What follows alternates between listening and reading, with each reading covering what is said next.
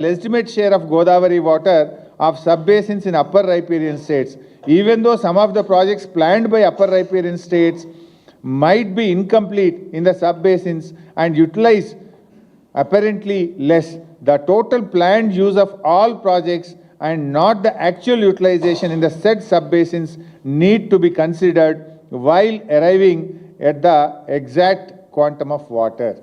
అంటే స్పష్టంగా మహారాష్ట్ర ఏం చెప్తుంది అంటే, ఒకటి కృష్ణానదిలో మా వాటా ఉంది 74 టీఎంసీలు పైన ఆపుకుంటాము, ఒక పాయింట్.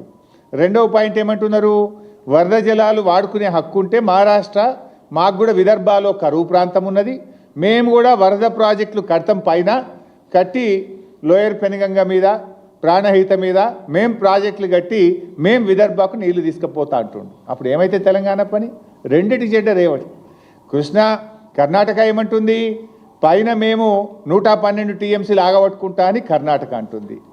మహారాష్ట్ర ఏమంటుంది, పైన కింద ఎన్ని మారుస్తారో దాని లెక్క ప్రకారంగా 74 టీఎంసీలు కృష్ణాలు ఆపుకుంటా, గోదావరిలో కూడా నేను ప్రాజెక్టులు కట్టుకొని విదర్భకు నీళ్లు తీసుకుపోతా అంటాడు. ఇప్పుడు మధ్యలో తెలంగాణ ఏమైపోతుంది?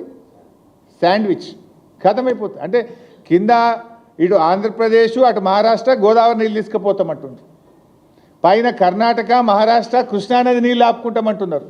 రేవంత్ రెడ్డి మొద్దు నిద్రపోతున్నాడు. ఇవి నేను చెప్తున్నాయి కావు. This is the letter written by state of Maharashtra, this is the letter written by state of Karnataka.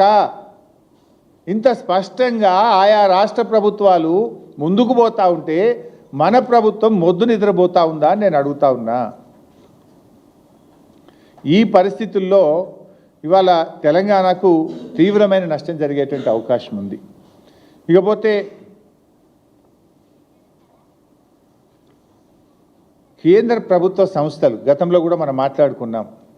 Central water commission, GRMB, Polavaram project authority, అదేవిధంగా ministry of environment and forest. ఈ 4 డిపార్ట్మెంట్లు కూడా గతంలో అసలు ఈ డిపిఆర్ను కన్సిడరే చేయకూడదు, ఇది తప్పు అని రాశారు. అయినా ఇప్పుడు ఎందుకు జరుగుతూ ఉంది?